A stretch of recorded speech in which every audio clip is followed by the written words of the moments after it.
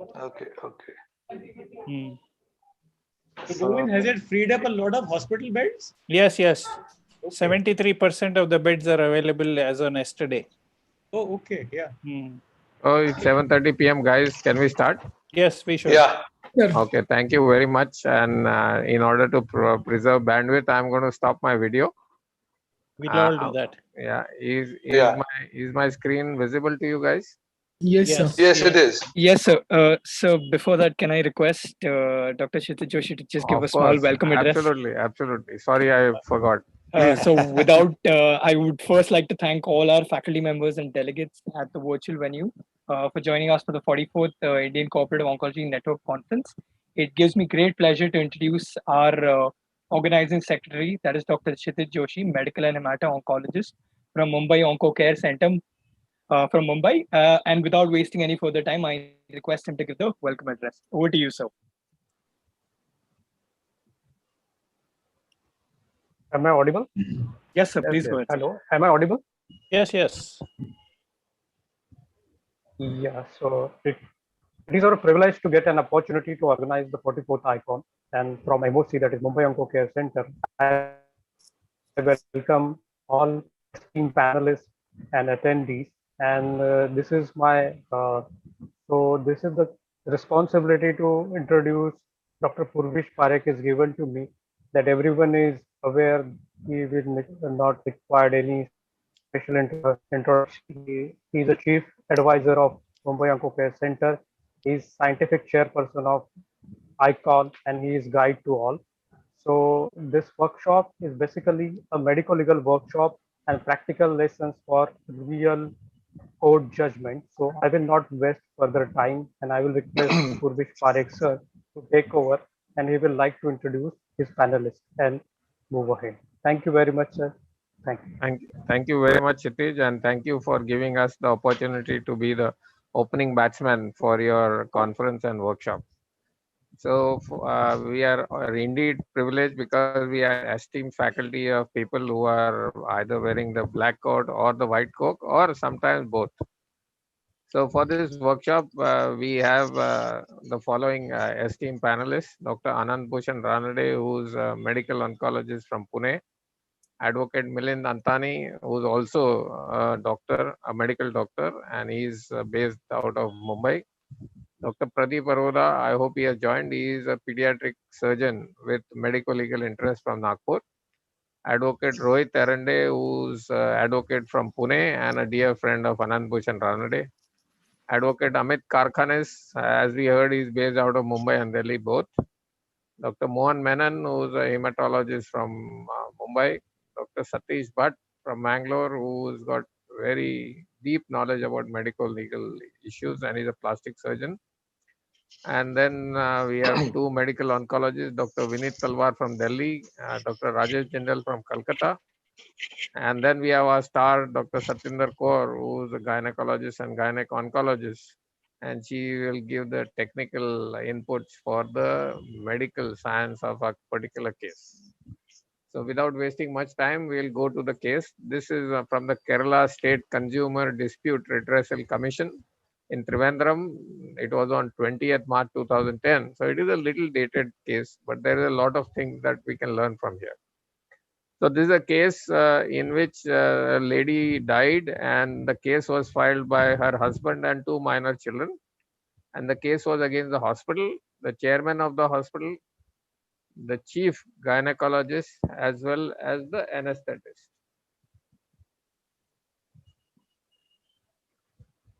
So my first question is to our two advocates, Advocate Rohit and Advocate Amit. When a case is filed by the husband of a deceased and there are two minor children, what is the implication? Is this normal practice? Do they get more sympathy because there are two minor children? Does it influence the judgment or not? Advocate Rohit first and then the Advocate Amit.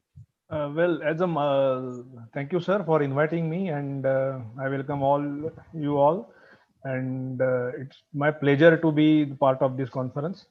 Well, let's begin with the first question, sir. As the children being minor, as they cannot on their own sue or can be sued, So therefore, it is a practice that in such case, a minors are represented through either mother or father or the guardian. So there is nothing wrong per se in filing a case or joining minors as the parties to the suit. It is a very normal practice we find in court. And regarding sympathy, then no such concrete statement I will make that merely because the minors have been joined as party to the particular suit. So the court inclines in therefore. It's not like that. And so, in my opinion, it is not joined for influencing the judgment or like that, but Right. it is their legal right to be the Of part course. of the litigation, and they are represented through their father or mother. Fantastic. Advocate Amit. Hi. So, sir, thank you once again for inviting me. So, the question is quite good, actually. So, I feel that since Advocate Erende has already covered the technical aspect, I feel that joining of minors definitely influences the judgment, if at all the court is considering a compensation amount, basically. And in my opinion, whenever there is a consumer case and whenever there is a compensation which is claimed for an alleged act of medical negligence, and if in this case the mother of two children has died, and if the husband has sued along with the minor children, then the attempt is being made by the husband here to actually definitely garner the sympathy. Otherwise, there was no reason why the minor should have been made a party. They can be a party, like Advocate Erende, my learned friend, has rightly said, but there is actually no need for it because they are minors. The father can take the decision on behalf of them, and whatever suing or whatever cases that the father has filed, obviously till the time father is alive, he is definitely going to conduct that case. And if tomorrow something happens to the father, then they can be bought as a legal heirs on record. So there is Right. definitely a provision of that under the CPC as well. So I completely agree with the statement here made here that yes, definitely it influences a judge to an extent of giving a amount of compensation, because the amount of compensation will have to look into various aspects of a family. And definitely when two small children come in the court to appear, then I think so there is definitely an element of sympathy, sir. Perfect. Thank you. So let me go through the facts of the case. First delivery for the lady was in 1998, which was normal at some other hospital. Second was an abortion in 2002, which was spontaneous. And this is the third delivery, that is at SP Fort Hospital, which is the case that actually happened. At 4 months amenorrhea, she had breathlessness for which no treatment was given. On 27th, she was admitted. Next day, she gave delivery to a live birth. Day after that, she was due for sterilization surgery, but it was postponed due to respiratory infection. And 2 days later, on 31st of May, postpartum sterilization was done. And immediately the next day, the patient died. So this is the facts of the case. Now, Dr. Satyendra, in an otherwise normal delivery in general, how many patients actually request for a postpartum sterilization? And would you do it immediately after birth of a second child? And when should the PPS be done after a normal vaginal delivery? Over to you, doctor. Yeah. So on an average, if you see the national statistics, after every 1 in 10 deliveries of postpartum sterilization is done. The incidence is more in rural areas because government is giving money to these people for getting sterilization done. And also people who are in government sector, they get some increments if they get the sterilization done postpartum while they are still in the hospital. So because of this, and with better availability of contraceptive methods in rural urban areas, it is slightly less. And if you're immediately after birth of second delivery, normally most of the gynecologists do not recommend to get a postpartum sterilization done. Earlier it was even less because of the higher rates of infant mortality rate. So as a routine practice, most of the gynecologists would recommend to get a postpartum to get a sterilization done only after the child is 5 years, the younger child is 5 years old. Right. It is usually not recommended. Okay. And after normal delivery, you can do a sterilization from 48 hours to 7 days. Postpartum sterilization is usually done between 48 hours to 7 days of a delivery. Right. Now, Advocate Milind and then Dr. Satish. would you insist on post-mortem in such a patient who has died next day after laparoscopic sterilization? And what should be done in case the relatives insist on taking the dead body away without post-mortem? Advocate Milind first.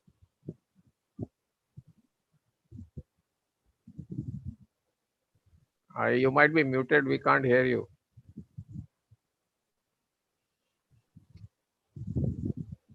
Can you hear me now? Sorry for that. Now I can hear. Yeah. So, thank you very much, Purush Bhai, for inviting me. But whenever I'm invited to be a panelist or a speak at such a forum, I have a very interesting fight going on. As Purush Bhai rightly mentioned, I'm an ENT surgeon for 14 years turned lawyer and into a legal profession almost 18 years now. But I want to start with a caveat that I'm not at all a very active medical legal litigator in court, but have been involved in helping and assisting a lot of advocates who do represent, maybe being a lawyer as well as being a surgeon possibly gives them some insight. And that's what I'm going to do today, that how exactly things will happen. And that is where, it is said that possibly heart is doctor and head is lawyer, but it is otherwise also. What is required is the balance of head and heart. You may see doctor speaking sometimes, you may see lawyer speaking sometimes both. Now, so to answer your first question, whenever in this patient, actually, I'm not sure that the treating doctors really expected that some untoward incidents would happen because it's a normal conventional procedure or a surgery. But having said that, patient did die following certain complications. And when you are sure that there is no absolute negligence on my part or on a surgeon's part, and there is a possibility of some doubt, because there is possibility of some declaration of the date being delayed, etc., I would definitely insist that yes, postmortem should be carried out. One, I have seen it in my personal case as a surgeon in my medical avatar, and having insisted for doing postmortem in that case really helped me out. It was a simple post-operative death in a case of tonsillectomy in a civil hospital in Gujarat. So always I will definitely insist that yes, I would want postmortem to be done to come out very clear, because I'm very sure. And the second question which you have asked, Purush Bhai, is very common. Still, I think doing an autopsy is a kind of a taboo.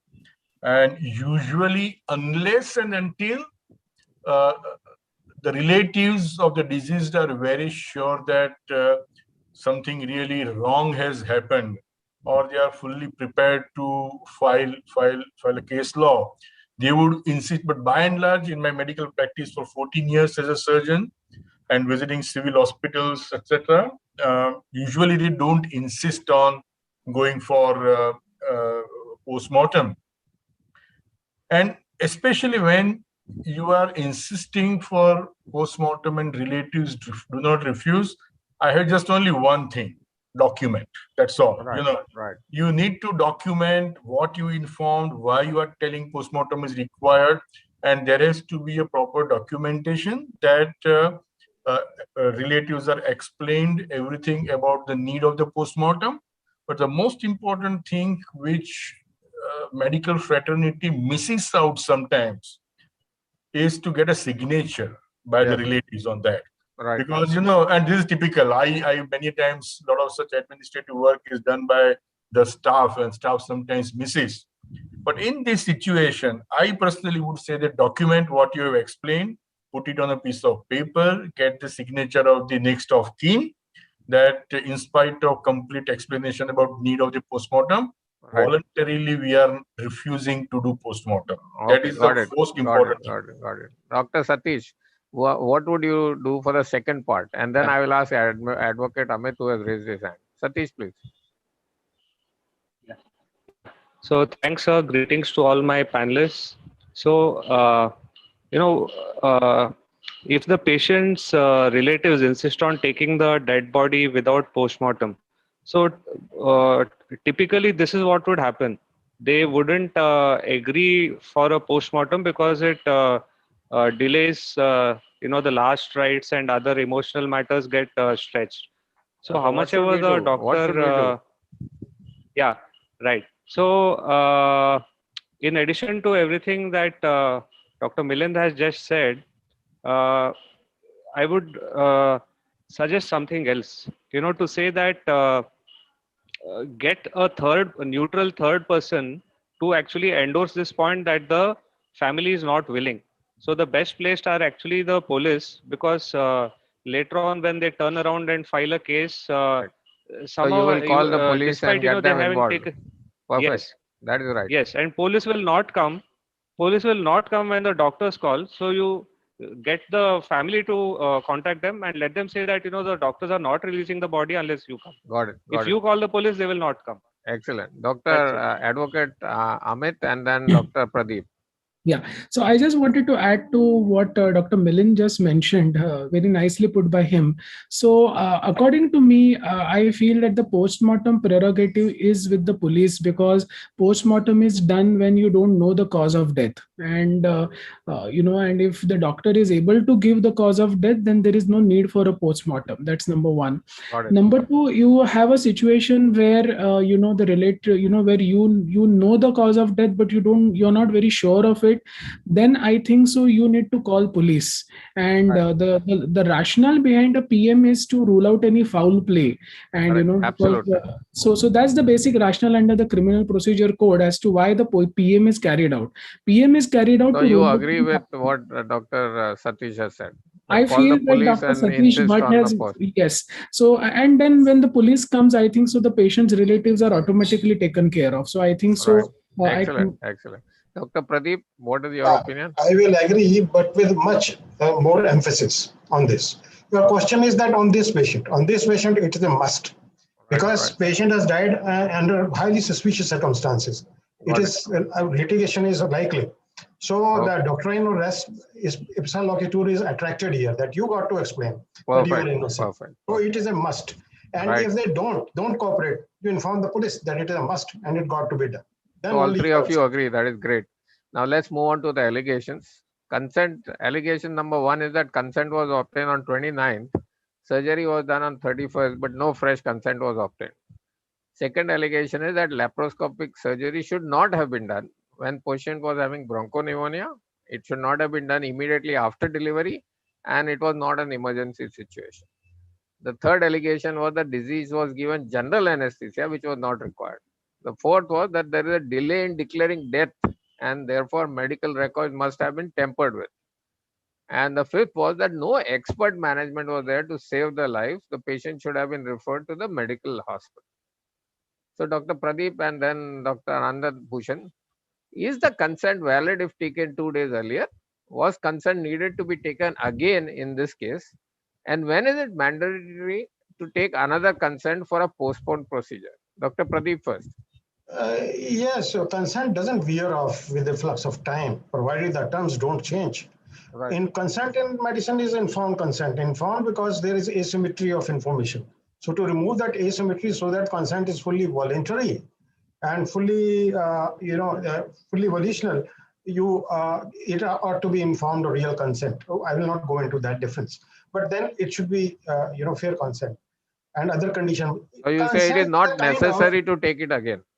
Consent is, the question is answered within this. One question answers, in fact, all the three, the one answer. Excellent. Dr. Ranade, what about you? Let me complete. Oh, sorry. Yeah. I thought you had. Let me complete. Provided that the terms of the consent are not altered. Consent is a kind of contract, right? So if the terms alter, then as you are in fiduciary duty, you have to see that the consent is reaffirmed.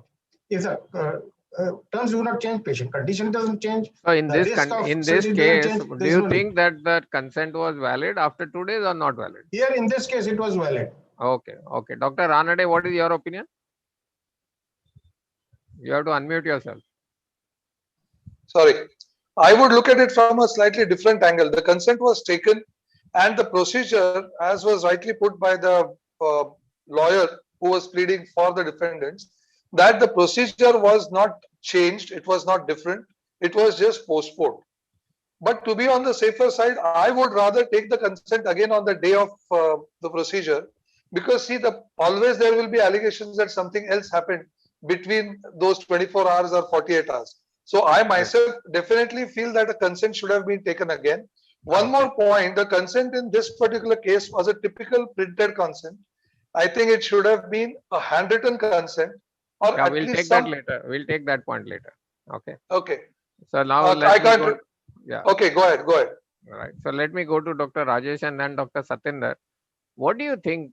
Why do you think that in this case the laparoscopic surgery was done after 48 hours?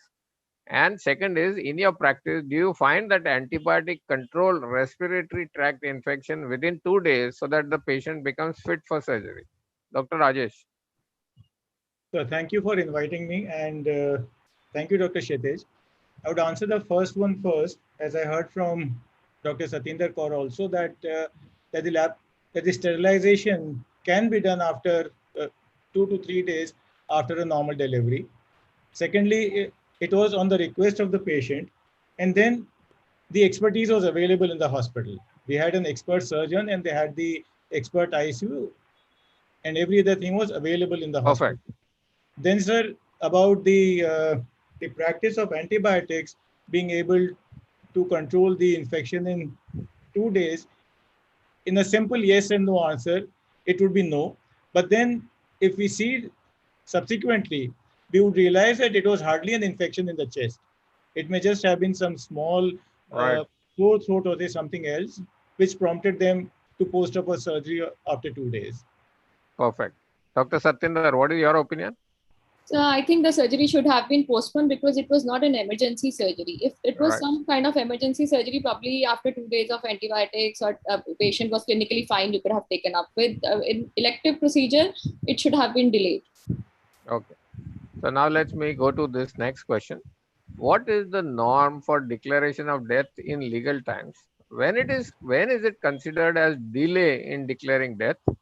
And are allegations of tampering with medical records common, and how do the courts look at them? So Advocate Rohit, let me start with you and then Dr. Vineet.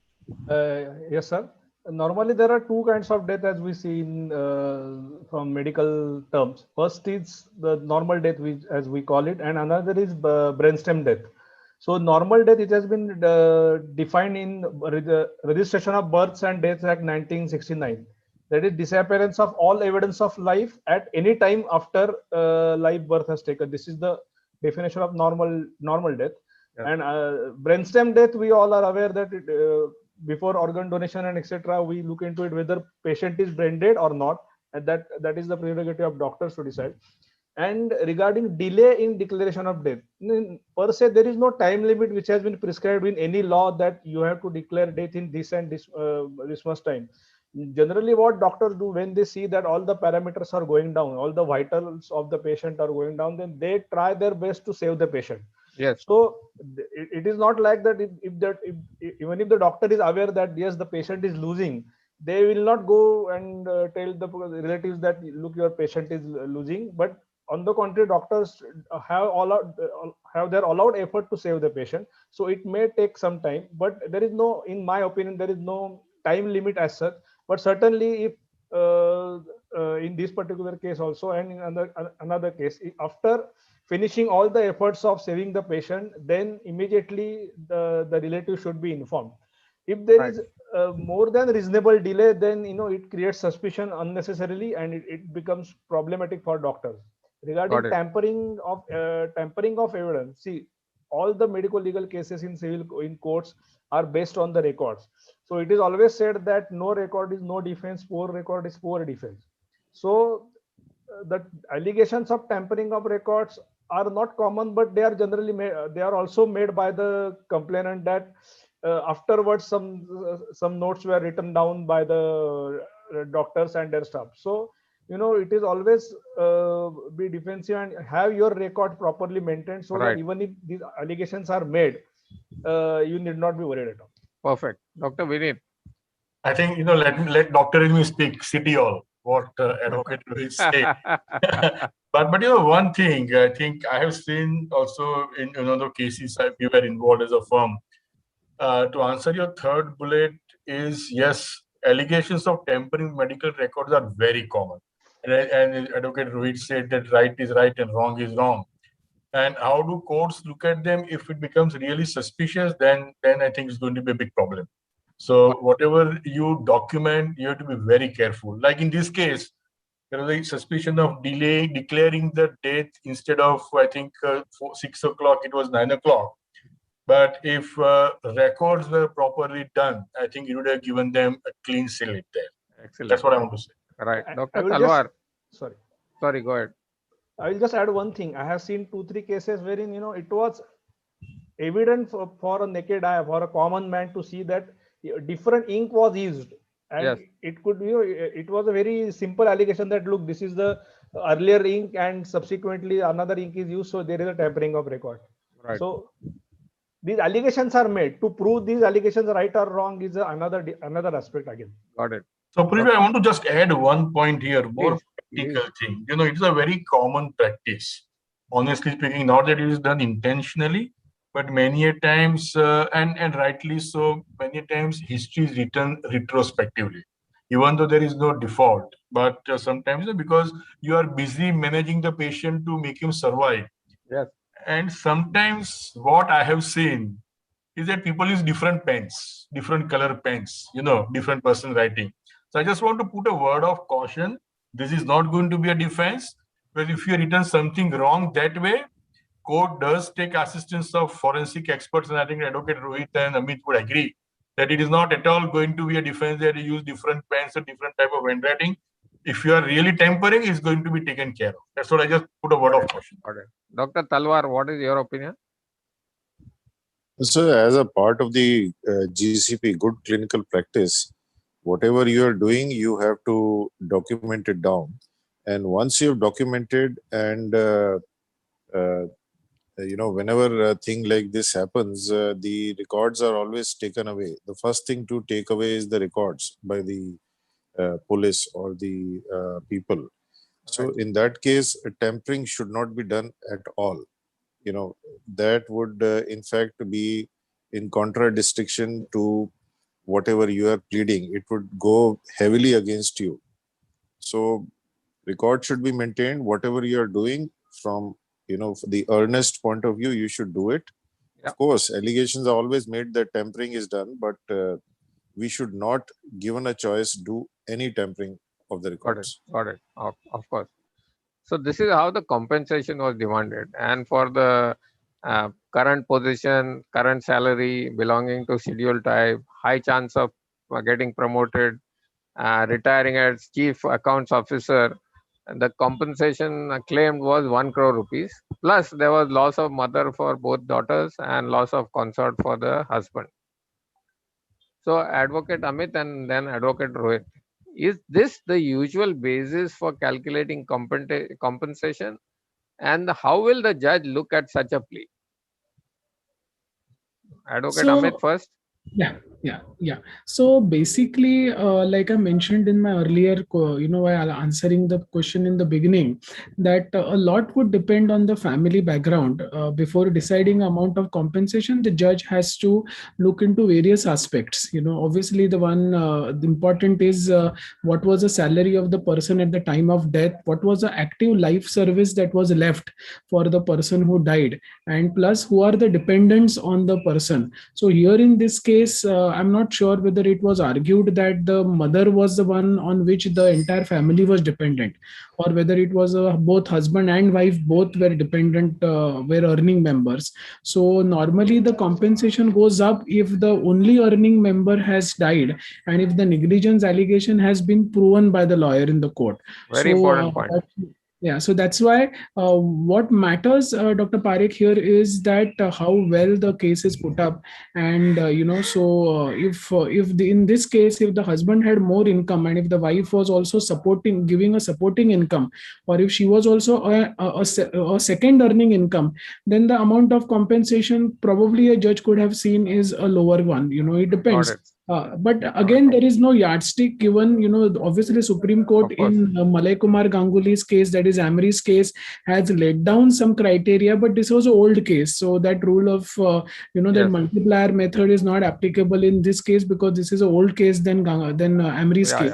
Sure. But nevertheless, a lot of things will depend, and the age of the person is of very crucial, important factor because that would determine the active working years subsequently. So whatever they have said, you are agreeing with that, correct? Yeah, I think so. It's That is reasonable. a degree of accuracy in judges' interpretation. Right. Advocate Rohit, I would like you to address the second part. Is that will the doctors or hospitals indemnity cover be a consideration in deciding the compensation amount? Advocate Rohit. Well, nowadays I would say that I would request all the doctors to have the indemnity cover and at least minimum for 1 crore. The days are gone where, because you must have heard that so many lakhs rupees have been granted by the courts so it is better to have great or adequate compensation. Now, regarding having a policy, that does not mean that merely because the doctor is having a policy, so court will grant that much of the compensation. In many times, the court is even not aware whether the doctor has taken the policy or not. So, in my opinion, that aspect will not come into play whether doctor has taken any policy. But for doctor's own safety, he or she should have appropriate policy. Right. Thank you. Just to add just to give a live example, just a year back while I was appearing before the State Commission, one honorable doctor who is a member of the State Commission who happens to be from Pune asked me a question, that you are in an appeal from a district forum where the order is only 3 lakhs. I'm sure your client must be insured. You pay and claim the reinsurer, claim the insurance. So this was a question asked. So then I had to tell him that I'm fighting for my honor, not for the money. So this is the same doctor who is from Pune and who was asking me this question. I don't wish to take names, but I think so you know who I'm referring to. Right. Advocate Milind has raised hands. Please. Yeah, just quickly, small point. I also want Advocate Amit and Advocate Rohit to just touch upon. You do a lot of clinical trial related work, and there is a laid out formula in case of death or an injury when a subject is undergoing clinical trials, and there is absolutely mathematical formula. Yes. It is the age, earning, and it comes to 78, 79. Purushbhai is very active, and a lot of audience also must be very active in clinical trials. So I just wanted to know, I think what formula which is there for clinical trials may not be applicable in such cases.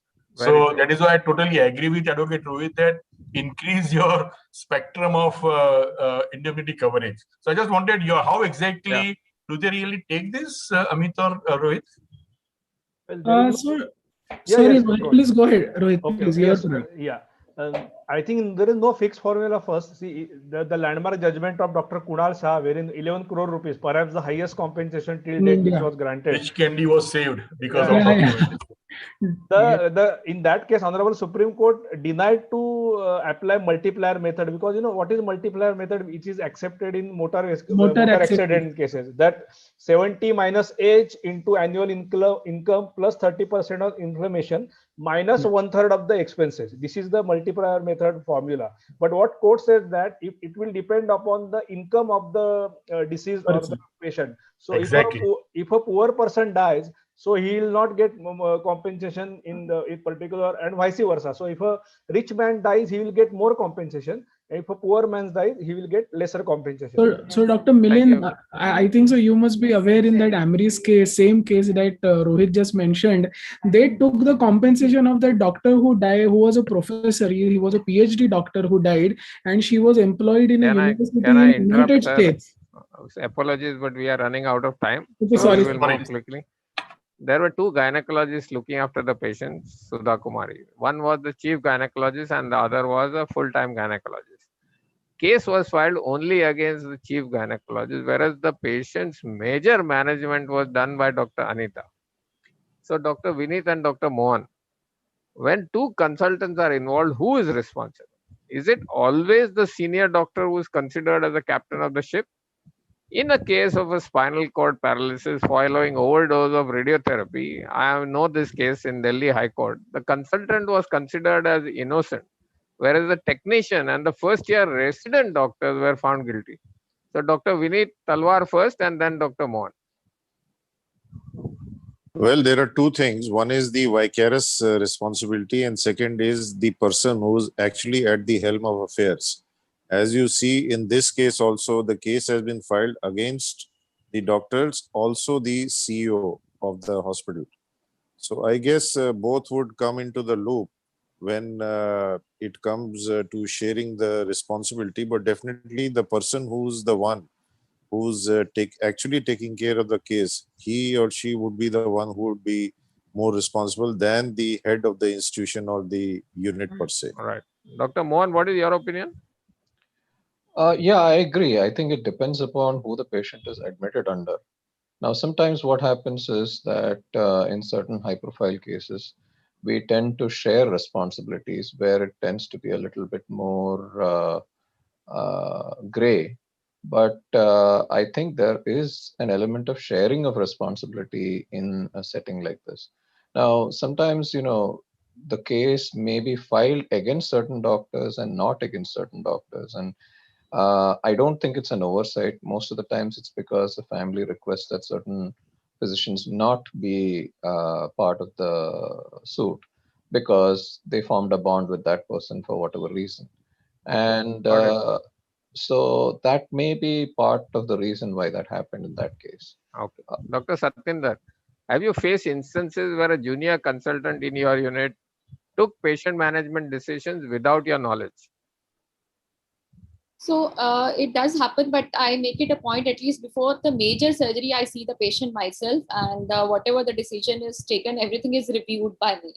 So sometimes for minor procedures, I do allow them to take decisions on there, but they do keep me informed. But for major surgeries, we really don't allow them to without informing doing that. And Dr. Vineet, have you had such an instance? No, many a times when I am on leave or I go out, but nowadays, thanks to COVID, 2 years, we've been stuck here and been like a sitting duck. But barring that, if I'm out of station, then definitely I give my locum to another senior of some other unit. And my associates are the ones who are responding to that senior from the other unit whom I've given the locum. Very, very rarely it happens that I am not informed about a case which is a serious case. But otherwise, if it's a case in which a routine work is done, they take their decisions, because at the end of the day, they are the ones who are also responsible for the case. Right. Dr. Satish and Dr. Pradeep, I'm sorry I have to rush through some of the slides because we are running out of time. How does one prove that the patient has recovered normally from anesthesia? Dr. Satish first.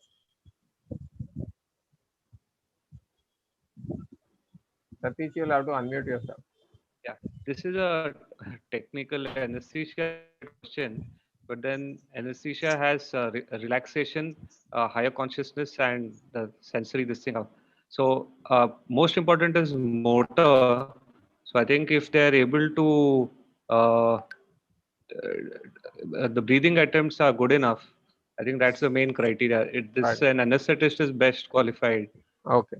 Dr. Pradeep, what does happen to you in your case? If patient is responding to verbal stimulus, and also breathing effort is good, in that case, I will consider it that he or she has recovered.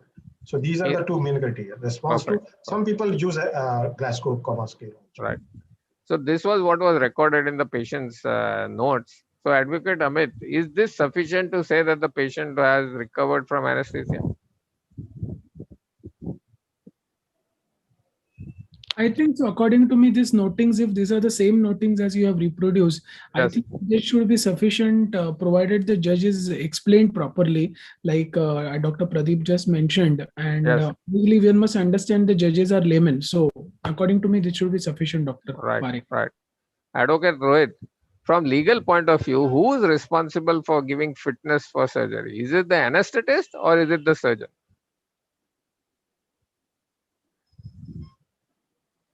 Well, this is whatever I understood, and the law is the fitness.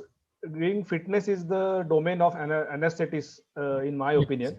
However, generally pre-anesthetics checkup is then done by the anesthetist. The physician does looks after comorbidities, if any, and the surgeon looks for the both. So this is not, it's a combined effort of all the doctors which is involved. So they all Right. are held responsible. Okay. Dr. Satinder, is laparoscopic postpartum sterilization in violation of guidelines issued by Ministry of Health and Family Welfare?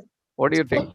Yeah, so the guidelines do say that you should not do a postpartum sterilization laparoscopically, and even after second trimester abortion, the sterilization should not be done laparoscopically. But usually they are made for rural areas, for camp settings and all. That is why this is made. Because when we do a laparoscopic in an enlarged uterus, there are chances that you can injure the uterus or you can injure the intestine. It's not from the aspiration point of view, but a laparoscopic, as per the guidelines, and they are 2006 guidelines, but it is not allowed. Right. Dr. Ranade, what constitutes an expert from medical point of view? This is a very nice question. See, the expert in today's world, what they are taking as an expert is somebody working in government hospitals. Now, here is an issue of two things. One is the expertise and experience. Now, in this particular case, if you have seen, the two witnesses produced by the prosecution were way junior to the surgeon and the anesthetist. And right. the particular witness who said that this should not have been done had an experience of 25 to 30 cases of laparoscopic sterilization, as against 3,000 by the witnesses produced by the defense. So I very strongly feel here that experience is number one, which should be taken as a part of, when we consider that expert is an expert. And secondly, he should be unbiased. So these two things, in my opinion, are very important. And both the things here are in play in this particular case. Okay. So the government had constitute. Can I just finish this, because we have only 2 minutes left? Okay. The government had issued an expert apex panel that went into the case, and finally their decision was that this was a case of gross negligence, and all the three doctors who were accused, the gynecologist, the anesthetist, and the hospital, are guilty of the crime. In spite of this, the court actually finally said that the doctors are not guilty. So I will ask Dr. Advocate Rohit first, and then Advocate Amit. Why do you think, or how as a defense strategy, how can you overturn a decision by the expert committee like this? Advocate Rohit first. Any opinion is not binding upon the court. There have been many judgments wherein adverse expert opinions have been turned down by the court. As ultimately it is going by the court whether the particular opinion is binding or not. So in this case also, if I remember correctly, the complainant gave the opinion, expert opinion of a forensic expert. Now there is a recent judgment of National Commission which has categorically held that a forensic expert cannot be called as an expert, because the expert has to be from that particular field. So in my opinion, even though there may be adverse expert opinion, ultimately the court will decide by weighing the evidence of both the sides whether to accept or reject the particular opinion.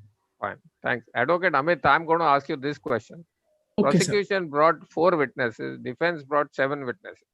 How does the judge decide about the testimony of these witnesses, and what can we use in the defense strategy to tilt the mind of the judge in favor of our defense? So basically, Dr. Parekh, the number of witnesses really doesn't matter. The quality of the witness should be the one that should be looked at. So even if there is one Sachin Tendulkar in a team, you can still win the match, basically. Okay, so it really doesn't matter. And as far as credibility of witness is concerned, a judge will go by the credibility of the witness, and so it is a job of the lawyer for the defense to actually break the credibility of the witnesses which have been produced by the prosecution, so that the judge doesn't rely on the testimony or the evidence given by the witness. So that is a very simple, it is as simple as that. Obviously, breaking someone's testimony or discrediting a prosecution witness is not an easy task. It is a skilled job. So hence, like you have specialized surgeons, there are specialized trial lawyers in our profession who are actually skilled only in taking cross-examination, where you can actually decimate the evidence given by the prosecution witnesses. That is how a credibility of witness is hit upon by the defense, and then the judge does not rely on that witness evidence. That is how you have to nullify that. Excellent, excellent. We have run out of time, Dr. Satinder. I will ask you the last question. How common is aspiration pneumonia after laparoscopic surgery? Is this particular case a case of Mendelssohn syndrome? So the incidence is less than 1% in general, but yes, the incidence is higher in postpartum patient because there is always gastroparesis in these patients. And practically we haven't seen any as of now. I haven't seen anything, and most of my anesthetists have also not seen any of such cases. But as there is no other reason which has been found, so it could be, and we don't have a pre-op chest X-ray. We don't know whether she had a pre-existing infection or not. So it could be actually Mendelssohn syndrome in this case. Right. Thank you very much. I thank all the esteemed panelists. I sincerely apologize that we could only complete half of what we had intended to do. And I will invite you right now that we will continue this case in the next immediate forum that we have. In the meantime, please take our, on behalf of the organizers, please take our sincere thanks and gratitude for making this so lively. Thank you very much, and over back to the event managers for the next session. Thank you very much. Thank you. Thank you very much. Thank you very much, everyone. Can we log out? Yes, please. Thank you so much.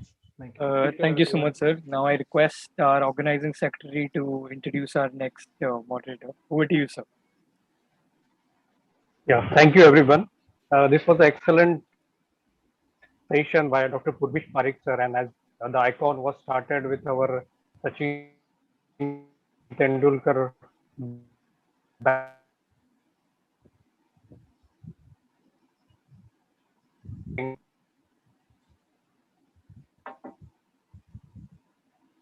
so we'll expect next session. So I welcome I welcome on behalf of ICON and EBOC our senior oncologist, Dr. Kumar Prabhas, sir, who does not require any introduction. Everyone is quite aware of his stature, and he is here for a session which is on a career development part 1. So this is a very interesting session that we have divided into 3 parts, and the first part is today. This is the Government and Teaching Institute Career Development. So I would like to invite Dr. Kumar Prabhas, sir, for the same.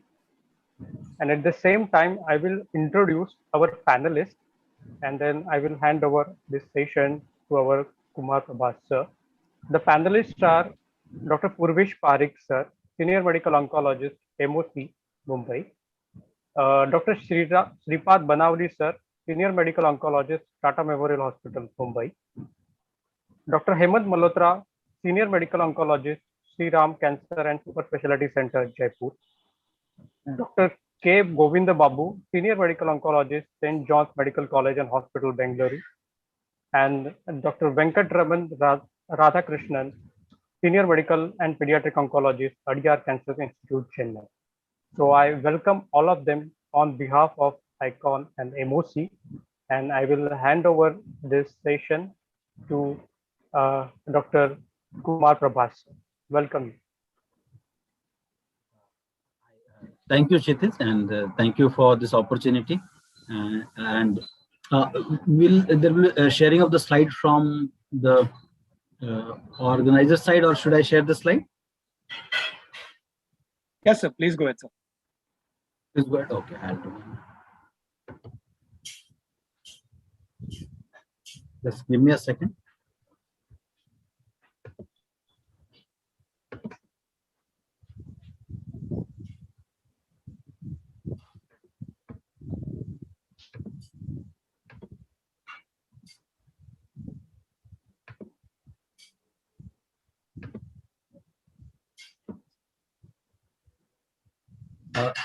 Slide is visible? Yes, sir. Yes. At the outset, thank the organizers and for this opportunity. I have a selfish interest in this panel discussion. And that is primarily because working in an academic center, a government center, and seeing the dwindling interest of our younger colleagues, I have a selfish interest to put forward that it makes sense to have this as an option, especially if our younger colleagues are listening, in having a career opportunity in government and teaching institutions. We have a very good panel, many experienced one, and also few young ones. So hopefully we'll bring out that what kind of options we have. So starting with the first one, that is the panelist you have heard from Chitis, going with being as a clinician. And maybe we can start with Dr. Govind Babu sir, that what do we get a feel like when we as a clinician treat in the academic center, the patients, and as compared to the private side? And I know that you have sir, seen both the sides. Yeah, Kumar, thanks for that question. I was there for 3 decades in Kidwai Hospital, which is a government center. And to tell you frankly, the amount of satisfaction that I used to get there seeing patients really cannot be paralleled in the private sector. One of the things that I really saw there was most of the people who come there were really underprivileged and who would take your word for granted. Not that we were doing anything wrong, but they would not really question you too much, and the gratitude that they had for you was enormous. We just finished the medical legal section in the last session, so that never seemed an issue when I was working there. Whereas in the private sector, it's totally different. Of course, they feel that they are paying, so they are you are at their beck and corner. But the other thing was I felt that I learned a lot from each patient in the hospital where I worked, in the teaching hospital. I continue to learn from patients even in the private hospital, but I think it was much more satisfying to treat patients there. And we had, each patient had its own challenges for which we had to look into several aspects. I'm sure you'll remember, even for the drugs, we would beg, borrow, steal from other people to see that our patients got benefited. So I think that is what I saw as a clinician. Maybe I'll put the same question to Dr. Hemant sir, because again, he has seen both the sides of the story. And he continues in the academic center, thus changing the place a bit. Sir, yes, sir. Yeah, so thanks, Kumar. I did have an opportunity to, look at the government sector very, very carefully. I did 30 years there, and I'm just short of 3 years in the private sector. So it's not like a balanced story. But I agree with Govind. One of the main things in the government sector are the volumes and the really needy people which you take care of. So if you have that mindset, then it is a lot of source of satisfaction. And most of your patients are grateful to you. Even if you mess them up big time, they are still grateful to you. There's very little chance of the patient, getting angry or fighting with you or taking you to court. And my conviction now that I'm out of the government academic center into a private academic center is that the strength of the government sector is the volumes. And you will agree with me that if somebody is working in the government sector, you have to positively utilize the number of patients you have. You can do more research, you can publish more, you can learn more.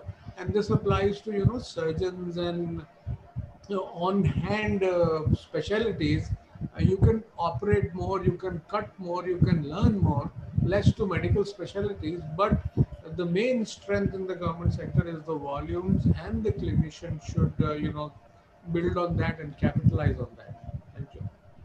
So what I'll do for this clinician part, I know that this is a common thread and we all by and large agree. I'll just add to it, which Dr. Govind Babu sir said, and this is true for all the younger colleagues who want to join. The beg, borrow, and steal, what you can do in government sector to help your patient, it is not easy to do in private sector. It happens. I know my colleagues, I know my students, they have done it.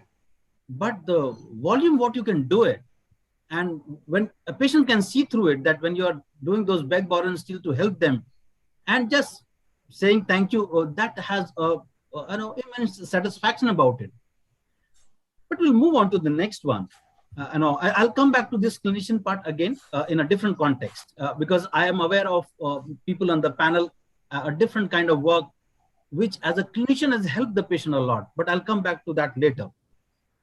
Next, coming as a role as a teacher, and this is an academic center and government sector, and this is true for, I'll take all panelists view, maybe start from Dr. Parekh sir. Sir, as a teacher, and yes. I do know there is DNB now. I don't want that comparison because that's not nice. But on the side of the government, teaching institution, what kind of value it adds when you are as a teacher teaching them? So as a teacher, I think it is temperament, depends on the individual's personality. And I think the best feedback that I can give is anybody who feels satisfied in teaching is going to be a happy teacher. And those are the people who really do well in the government setup. The reason for that is that the implications are immense. Like what, if you take the example of Dr. Advani or Dr. Pankaj Shah, there will be hundreds of people across the country providing services today who have learned the finer points of their skills under these leaders.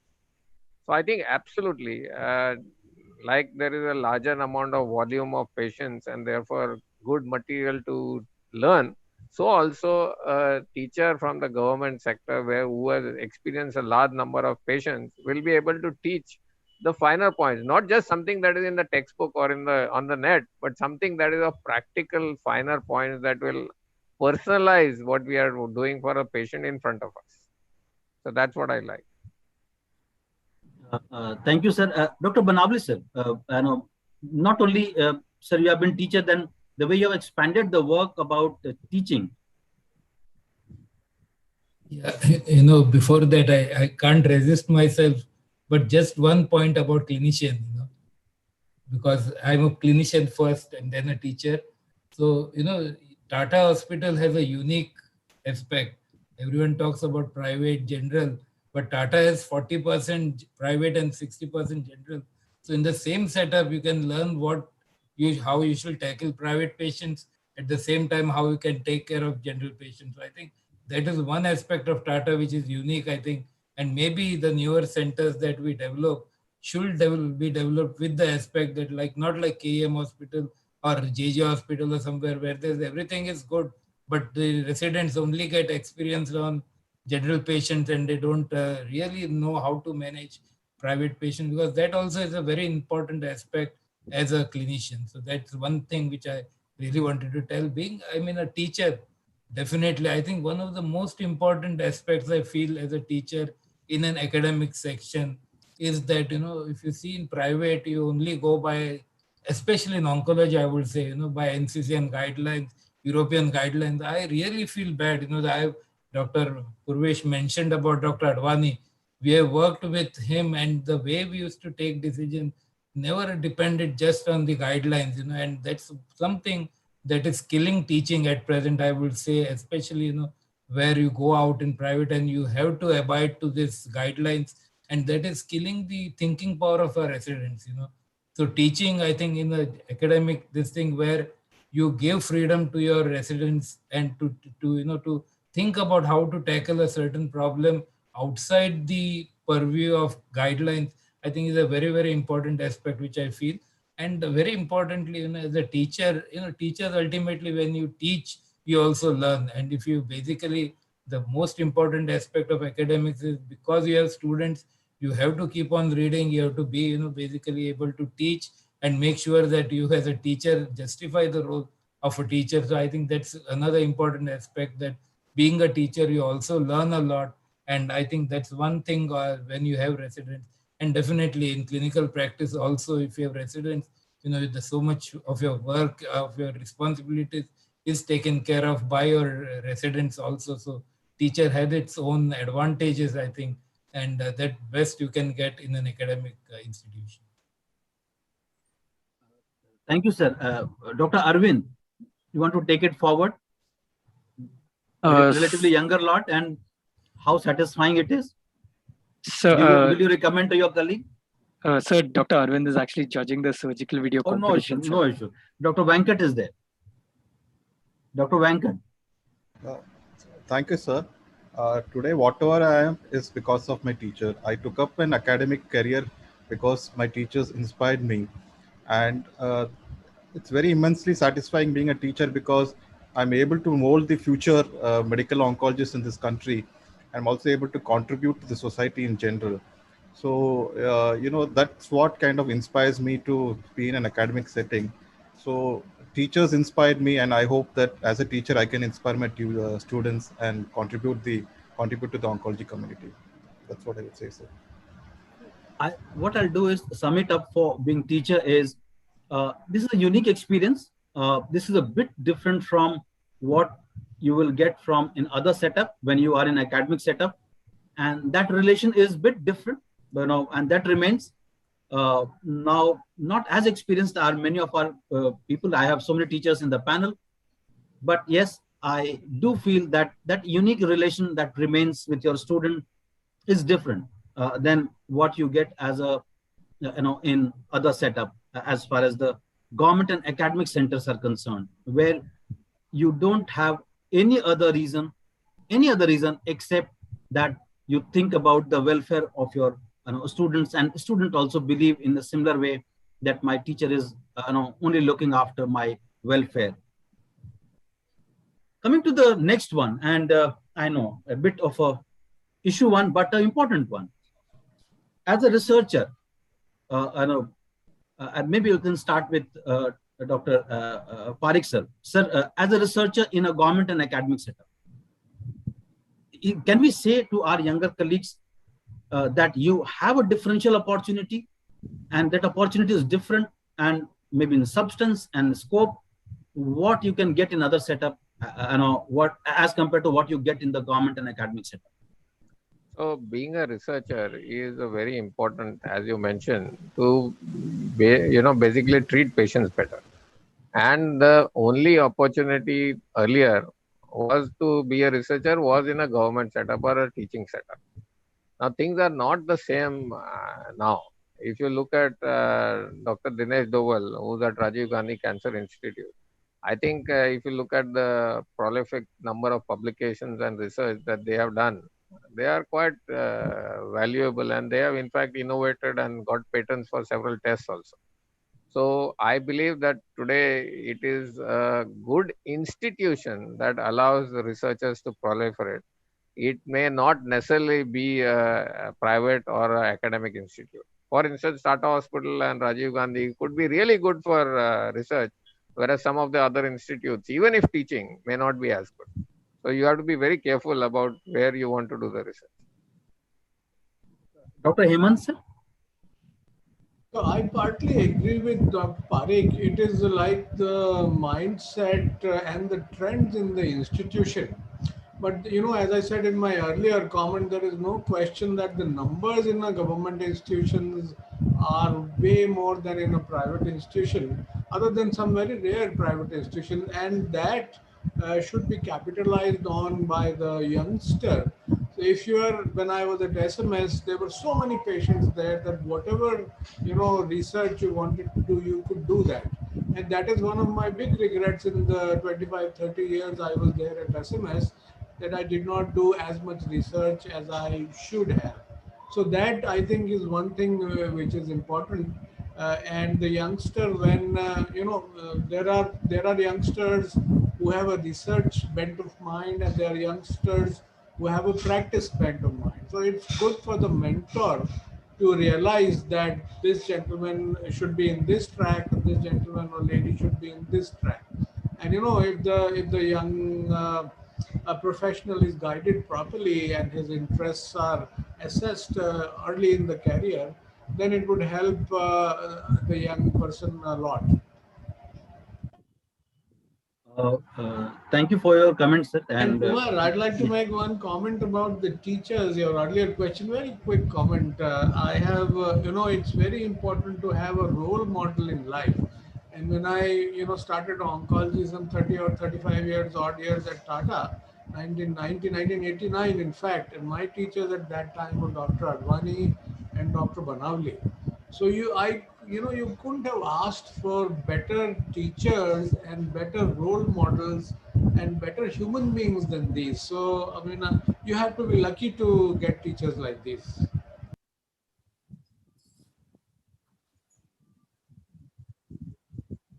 Agree with you, sir. Coming to Dr. Govind Babu, sir. Sir, for being a researcher in a government and academic setup. Yeah, Kumar, I think I agree with Hemant on the number of patients that you can get. And again, if you even in the private, now that I'm there, our hospital has 23 branches across the country. So we are starting some multi-institutional projects. So that is also possible. But the other thing, an advantage that we have I would say, I'm taking Kidwa as an example. It was very easy for us to collaborate with several institutions in the city, and getting funds for these research projects was relatively easier rather than in a private hospital. I'm sure now, we were able to do a lot of research work with IISc and Center for Bioinformatics. So just to give you a few examples, we did the study on olanzapine, which now is possible that we can use that as a good antiemetic. So, these are questions that we can answer, which is pertinent to the socioeconomic group that we see in our set of patients. The other example I would like to give is, in acute myeloid leukemia, we did a study on using hypomethylating agents in high-risk patients. In fact, that is now adopted as one of the, it's been quoted in one of the American Journal of Hematology in their guidelines. So we are able to do that again because of the number of patients and the number of patients who are willing to get enrolled in a clinical trial, whereas it may be relatively difficult in a private organization. So that's how I see. And I believe, the previous thing about teacher, I had very good set of teachers. So I believe it is my duty to bring about the next batch of people who will continue to teach and inspire other people. So I've tried that as much as possible. And research, I think, is very important, especially for your residents, to get inculcated into this, because that is a time when they can be exposed to this research methodology, or even tuning their mind into a research project. So I think that is very important for me. Thank you, sir. Dr. Banavli, sir, research in academic center, the quality and kind of questions which it allows to answer. Yeah. First of all, thank you, Hemant, for your kind words. Research, depends on various things. What exactly, which type of research? I think what we are talking mainly is, I think, the clinical research, but there's even the lab research. And, I worked at St. Jude's Hospital, which is, I think, one of the mecca of pediatric oncology, but it treats only 400 patients a year. 400 new patients a year, and they must have produced the highest number of papers, highest number of guidelines for treating various pediatric cancers, everything on 400 patients. So even with that number, you can do great work, because on each patient there will be 10 trials, 10 research questions being asked. So I think it doesn't just, numbers are important, no doubt about it, but just numbers doesn't help. On the contrary, sometimes numbers can kill you also, because by the time you take care of the patient in the OPD, you lose the focus of doing research. So both ways, it helps also, it doesn't help also. But I think the most important thing is having the passion for research and taking of time, like, Dr. Kumar and his group has been doing, who have been doing the maximum research, I think, in our department here for ages now, and with the least number of consultants that his unit has. So I think it's the passion for doing research and asking the right question. I think not just doing research for a paper or something, but asking the right question. And nowadays, if you do lab research and all, you don't require even, sometimes you can do even in a few, 10, 20 patients also. If you ask the right question, do the right type of research, it can contribute a lot to the science. And, one thing that India misses is the MD, PhD researcher. And I'm really, like in USA, for example, in no academic institution, good academic institution, presently you can get a faculty position if you are not a MD, PhD. So that aspect which is missing of producing clinical researchers I think at Tata Hospital, we are starting this year, we'll be starting our MD PhD program. So I think that will contribute at least a little to, in this thing of doing clinical research. So I think that also is important. So a lot of things, research means a lot to a lot of different people at a lot of different times. So I think the most important thing is having the passion to do research. And if you have that, everything else becomes secondary, I think. Thank you, sir. Venkat, no, your comment, and do you think that olanzapine trial, which you did, an absolutely wonderful data, would have been possible to do in other setup? Thank you, sir. I concur with all the esteemed panelists. Yes, it would have been difficult to do the olanzapine trial in any other setting because one, you're able to recruit patients faster because of the increased patient load. And also you have residents and other staff who are there to help you out to do the research. Single-handedly I cannot, so it's teamwork. But there are also hurdles to do research in an academic center, funding, taking time out, and and people might even stop you from doing research. So there are other things which you have to fight daily to get it done. But the satisfaction of making a policy change, because our FOSSA trial was also included in the ASCO guidelines. So those are the ones which make you, continue doing research. Yes, definitely I have an advantage when being in Cancer Institute, and I'm really indebted to my institute for giving me the support to do research. And it's also possible because of the support team. It's not possible individually for me to do it, sir. So very valid comment by everybody. And I totally agree with you, Dr. Venkat, that the kind of resource we have and what we are able to produce is very, very limited. And as highlighted by Dr. Parikh sir, there slowly commercial setups they are picking up, and that's very nice to happen.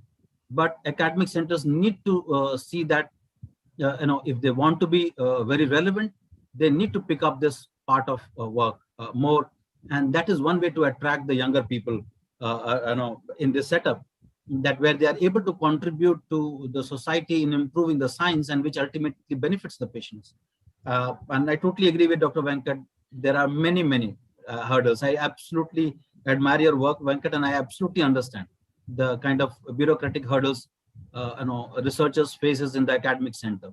So that is something we all need to ponder and see why we have almost 30 regional cancer center, and every year we don't have 5 solutions for our cancer patients. So we need to ponder about it, and that is one of the reason I think so why we are not able to attract the younger people, because you don't get a more salary, but they need to be given challenge to give solution, and that we need to think about it. But anyway, I'll move on to the next situations, because I have seen many other good things done by many people, and I want that to bring out. Role as a charitable entrepreneur, and I want comment from Dr. Banavli sir. Sir, whole new setup in there one. I know it is absolutely charitable. I know it is totally from the it was a greenfield project. So basically, how it happened and how satisfying it is, and what is it possible to do this kind of work if one is in setup other than academic setup? So multiple things. So most important thing again here is the passion. If you really want to do something, then you can do. The main thing I think in many of our younger consultants and even senior is we go, for example, before this COVID pandemic, every weekend we go somewhere, deliver talks, attend meetings and all. But if you really want to make a change, I think you can't go just one time or give a talk and things will be done. So we have to be available, to go there repeatedly, because change comes after a time. It doesn't happen overnight. And I think one thing that happened in Durban is there was a hospital there, though it was a 20-bedded hospital, nothing great, only a CT scan machine, nothing else was there. But when Tata Hospital took it up as a rural outreach program, nearly 22 years back, actually we started going there every third weekend, at least once a month we go there, and we started going as a team. So, along with medical oncology, it's not one person that can make a change. So medical oncology, surgical oncology, radiation oncology, pathologist, we all went together and we started working, and slowly it changed. Initially we used to have 2 patients, 5 patients, 10 patients, and now there are single OPDs anywhere from 100, 120 patients, and now we have some of our 4th year people stationed there, so it becomes easier now to take care of it. But I think main thing is you have to go there repeatedly and adopt, like the USA at St. Jude's and many other centers, they call it the twinning program. So not just one time, but if you adopt a center and want to develop it, I think that's a better way than going to 50 centers and wanting to make a change by giving one talk or one few lectures. That will never help to bring the change. I think especially I would like to tell our young consultants or even seniors, like if they can even adopt one center over the years, then they can develop. And like I always say, Tata, we are opening now peripheral centers, but it costs a lot of money. Now Tata, without even investing 1 rupee directly, has brought up a fully comprehensive rural cancer center where everything is available with the help. Without Tata's help, without Tata's name, it would not have happened. But each, even one or a few of our oncologists can take up a few centers. Over the years, we can develop another 50 centers, especially in the 2nd, 3rd tier cities and rural India, where we really need oncological services, because 80% of our oncology is situated in metros and 1st tier cities. I think that has to change if we really want to help most or many more of our oncological patients. And I'm really happy that with the help of my colleagues at Tata Hospital, now we have really developed it in a really good center where we are doing a different type of work, and which is cost effective. And I think it's very satisfying also, to work in such a place. Thank you, sir. Again, just highlighting that the potential what one can have if the desire is there, and sure we require the right kind of people around and the institute, but the desire and the passion to be there to set up and this gives a solution to whole 100 areas around it. Role as a policy maker, and I know that many of people are in various setup. Dr. Hemant sir can comment on it. That how does it help in when you are in those various committees and helping you in putting the policy decision which is useful. So Kumar, I would be absolutely candid and tell you that if you are in a government sector, like a big academic institution like Tata or at when I was at SMS, then you have a chance of being on one of the government committees. It is very unusual and rare for them to pick up somebody from the private sector. I mean, you've been in government and you continued in private, that is different. But if that is what you're looking at, then it's, you have a much better chance, the young person, to be on one of the policy making committees of the state government or the central government if you are in a government academic center. And that is a big thrill, and that is a place where you can really make a difference. I remember when these compensation guidelines were happening, I think Dr. Banavali would remember, we were in that initial meeting which was held at Maulana Azad the Medical College. Dr. Arun, the ENT gentleman, was the chair of the committee. And they were talking about a minimum compensation of 16 lakhs of rupees for any death in the clinical trial. So like Dr. Banavali and myself, we took a stand that no, this is going to be an inducement to the patient to be on a trial, and there has to be a division factor. If the patient has a short period to live, if the patient has high risk, if the patient is on a phase 1 study, particularly in an oncology setup, then this is abnormally high compensation. So, you can make a difference at the national level if you are in one of these committees. And to get into those committees, again, you have to have a mindset, and your chance of making into one of these committees is much better if you are at a government academic center.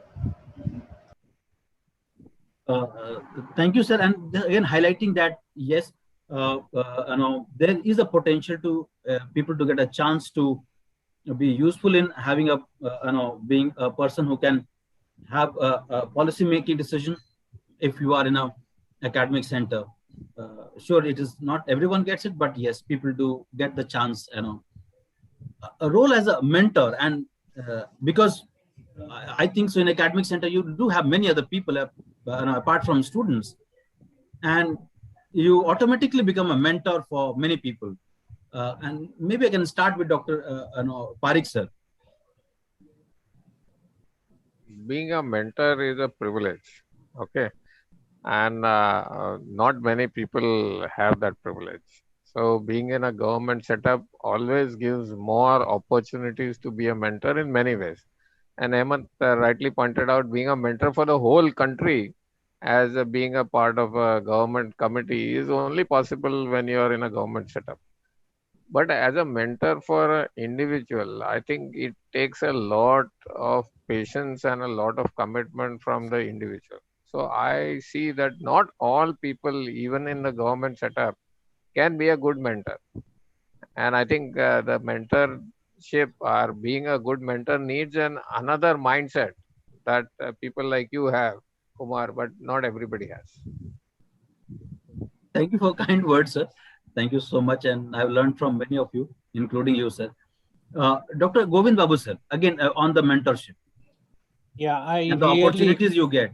And I agree with Dr. Parikh, sir. It is a privilege to have a chance to, absolutely become a mentor. Yeah. So that first part, I ditto what Purvesh said. That is very, very true. And I've been very lucky that I've had several batches of DM students going through when I was there in Kidwai.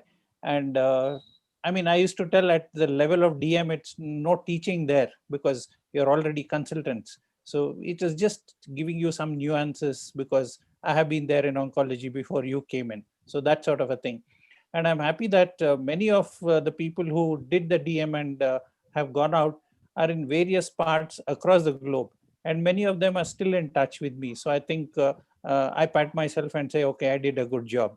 That they're still remembering me and taking my opinion, my advice like that. So I think it is a very satisfying thing to see your students reach such great heights, including you, Kumar. I think I can call you my student. Sir, absolutely. I absolutely. So I think no it's doubt. wonderful for me that it happens. Thank you, sir. Venkat, you have had this hat, both sides, and all of us had, but for you it is maybe very recent. How more important it is to have in a academic center to have being mentors for many people. Sir, I think mentorship is very important, not only for professional development of an individual, but also personal development. It is challenging to do a DM course, and people have various issues. And if you are just cold, clinical, the touch is lost. And especially the first 1 or 2 years when people are confused, the students are confused what to do. Just somebody to come and talk and share their issues, their concerns, their victories. It's very important. You need, it's like holding a child and teaching them to walk. You need somebody to guide them. And mentorship is not easy because there's a lot of responsibility on the mentor to make sure that he doesn't take undue advantage of his position. So I think we have to encourage mentorships, and if possible, if we can have certain classes on how to be a good mentor, because I've never seen anybody teaching me how to do a good mentor. That would be the first step for all of us, to really help out the younger generation out there. Everybody deserves a mentor, sir. Thank you, Venkat, and I agree. Comment? Yes, sir. Yes, sir. I can, vouch for the fact that Venkat is a great mentor and a lot of potential. I have 2 MD students who are doing DM at his center. And, going from Rajasthan, eating butter chicken every alternate day, and, getting to eat curd rice and idli dosa day after day. And in oncology, where right and left patients are dying, they had a very difficult time in adjusting. So I must have called Venkat at least 5 times in their first few months. Please take care of my boys, please take care of my boys. And because of him, they're now into the 3rd year. And I was talking to Nikita today on a project, and she's saying that both of them are shaping up beautifully. So this is thanks to the direct involvement of people like Venkat in not only their professional work, but also, guiding them through the initial hiccups of a new difficult specialty in a completely different environment. So I can vouch that you're a great mentor, and you're going to be an even better mentor, Venkat. And I had Dr. Banavli as a Yes, sir. mentor, so you couldn't get any better than that. It's a difficult job to be a ideal mentor for somebody, and I can relate to the effort involved in being a good mentor. Yes, yes, sir. Yes, sir. Dr. I Banavli just sir wanted to make one comment that you cannot teach or be a mentor in a classroom. You have to lead by example, and you have to learn it in the battlefield or the in the karma bhumi itself. You cannot teach that in classroom. And if you are going to teach in a classroom, that is artificial. That is not true mentorship, I think. If you don't, if you just talk and don't practice, I think that's not good mentorship. So I think even students learn when they are with you, and if you are with them. And if you don't go to the, for example, there are some people who do not go to the OPDs only. How will they mentor the students? You have to be there along with them when they're taking the decisions and teach them, modify the decisions, let them make the mistakes. Only then you can be a good mentor, and not by doing retrospective things or teaching in the classroom. Just a comment which I've learned again, like Hemant told. We also had great people like Dr. Dr. Advani, Dr. C.N. Nair Madam, Tapan Saikia, Gopal Sir, so many of them that we have learned with them while working with them in the clinics only. Absolutely right, Dr. Banavli. Thank you, sir. I'll go to the next one, and a very important one. And I'll come to Dr. Banavli, sir. Sir, a solution provider, and I was there in a private setup for some time, and absolutely very high respect for them. Do we have, if you have the drive to provide solution in the situations and the scales, what one can do? And maybe I'll request you to provide the insight into your impact work. This is one work by pediatric group, and which was led by Dr. Banavli sir. How you identified the problem, and then working and providing the solution within the setup, which gives a comprehensive solution. Yeah, I had the opportunity of working at St. Jude's Children's Research Hospital in Memphis, which treats 400 new children, but the main thing is they treat entirely free. So not only even there where you have to have insurance, is that I think that's the only place where everything was free, and everything was done by raising money through charity. So when I came back, and actually we discussed this with Dr. Our director that time, you are not allowed, government hospital, how can you take funds? How can you ask for funds? So I was literally told we cannot do that. But I think then the leadership changed, and once Dr. Badwe came in, I think we were really given a free hand of doing that. If you wanted to do something for the patient, I think it was allowed, and that made a big difference, because we cannot rely everything on the government to do. So we first identified the problem. Why, what was the problem? So even though we were giving some funding for children, even then they were abandoning the treatment. So when we did that study and found out the lacunae in our this thing, so there were so many factors. Funding was important, but with that accommodation to the children, blood, even simple things like blood donation, because many patients left treatment because they couldn't arrange for blood and platelet donors. So doing that, arranging for nutrition, all that we did, and this we did by establishing an impact foundation, which is improving pediatric care and treatment for treatment actually. So through that foundation, now we raise nearly 30 to 50 crores every year, and make sure that every child with cancer gets at least one best chance at cure. And we provide right from the day the minute they step in the hospital, our social workers catch them, discuss with them.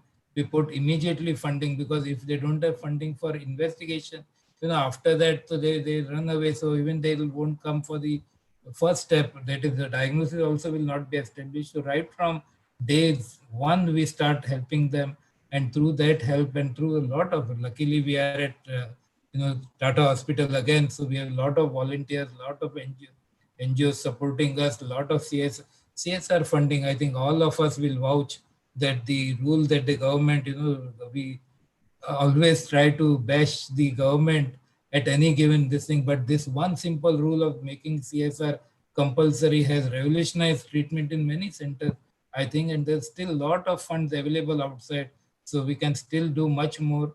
But I think all that has helped us to really take care of our children, and I'm really happy to say that now at Tata Hospital, we see nearly 3,000 children every year, and we make sure that no child goes away without treatment just because of this logistic problem. Yes, Purvish. Yes, sir. Dr. Parikh, sir. Yes, sir. Go ahead, sir. Yeah. So I just want to make one comment that though I loved working in the government sector, all government hospitals are not the same. Exactly. And there are people who take undue advantage of their position. They don't do work. They, create obstacles for other people. Just if you take the example of the regional cancer center in Patna for the whole of Bihar, you see what the circumstances are. So I think while developing a career in the government sector, we have to also select the institution carefully. I totally agree with you. In fact, that was my last segment. But good you point out. I'll come back to that again. The issues and how one can improve Can upon. I elaborate? We won't give you time. Oh, yes. So what Dr. Parikh is saying, that is very true. We don't want to glamorize that everything is good in the government sector. There are a lot of problems. There is a lot of interference by the mantris and the santris and your own colleagues, and you are, slowly, pushed into the mediocrity line. You moved from the line of excellence to the line of mediocrity. So you have to actively guard against that. And then, as you get senior, your seniority is rewarded, your merit is not rewarded. So the horses and the donkeys, they are in the same line. So those are some of the issues which in the government sector, if a young man or a young woman is planning to join, needs to consider. So, Dr. Parikh very aptly pointed out that there is a lot more politics. Politics happens everywhere, private, government, academic, non-government. But there is a lot more politics and a lot more dirty politics in the government sector. Any other comment by anyone? Any other? I totally agree. I think so. We have provided what can be done, but I totally agree with that. And I'll make my comment at the end. Any other one? Anyone else? Dr. Yeah, Govind I Babu, agree. sir, I agree on this, but I think you can definitely try and find a path that will not hamper your progress too much. And I actually had such problems, but I managed to try and convert the people who are creating problems to sort of understand what we are trying to do. So it is possible, but I agree it is a uphill task. I have a point to make. Another important thing is that the financial compensation. As you become senior, your financial you're at a situation where after like 10-15 years of service, you're earning less than what your first year DM student who passes certain terms, and that does come into question when your kids are growing up and you're paying the school fees. This is also an important consideration, sir, why many people live mid-career to a private sector. Correct, Venkat. I agree with you, and I've realized that now. Dr. Banavli, sir. I think now in government sectors, at least, with the pay commission and all, the salaries have improved. I would agree with Dr. Venkat some years back, but now if you see, it's, how much, again, what you have to have your priorities. If you have your priorities right, I think the pay now at present in government sector, I think is much better than what it was some years back. So I think that's one thing. And again, you want to know what you want to do. And if you are the, ultimately, like it's told, you be the change, the change that you want to see, I think then I think you can be the change. And I again, like Purvish told, I think the one most important thing that makes a difference is your boss, the head of the institution. If you get the right person at the right place at the right time, that can change everything, I think. And that I can see over the years that I've been at Tata alone, how things have changed. So I think, the boss has to be good. And if that is good, I think then everything settles down. So, everyone made the comment, and absolutely, I totally agree. I had put some other where one can have a role from academic center, and government sector people, and this is making societies. I could have taken comment from Dr. Parik sir and Govind Babu sir, but we know that yes, it can be done. Being part of many journals, you can make it, have it, run it, but one can do in private sector also. But there you have a more chance, as Venkat suggested, that you do have residents who will be interested in doing these things, learning these skills. So this becomes useful. But any last comment by anyone? So Kumar, like in every decision of life, there are trade-offs. There are some advantages of joining a government sector if you just finished your DM, and there are some disadvantages. And similarly, there are some advantages of joining the private sector and some disadvantages. When I finished my MD and a few years later my training at Tata Hospital, the emphasis at that time was get a government job, join a government job if you get it as soon as possible. But now for the new people coming out, maybe for the past 1 decade, this is not so hard and fast. The young people are joining the private sector, and even in the private sector, they're doing an extremely good job. They're mentoring, they have students, they're doing research, they're part of several important committees. So I think the pendulum is, kind of coming into the center now, which an individual or his or her mentor deciding that this might be the better line for you, go to the government sector, or this might be the better line for you, go to the private sector. And of course, there is a big difference in emoluments. An assistant professor who joins as assistant professor medical oncology at the SMS Medical College tomorrow, Monday, he is going to get 75,000 rupees a month salary for 2 years. His resident, as soon as he or she finishes their DM, if they don't join the private sector, they will get 2 lakh rupees a month. So this is what Venkat was saying. Even though the salaries are catching up, there is still a significant financial difference between the government and the private.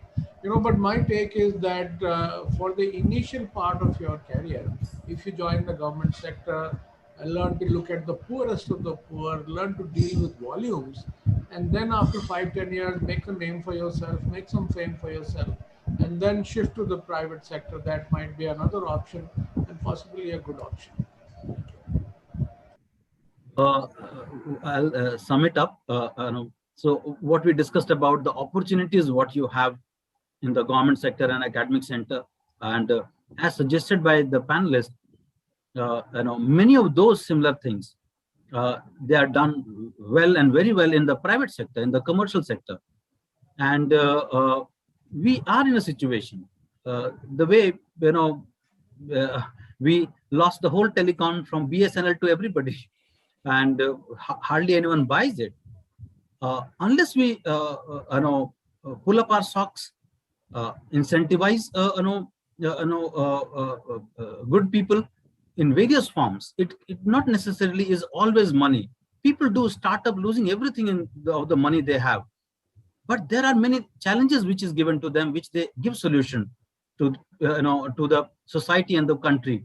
So we should have many ways and means to incentivize our, students, so they need to be attracted towards, government, and plus academic centers.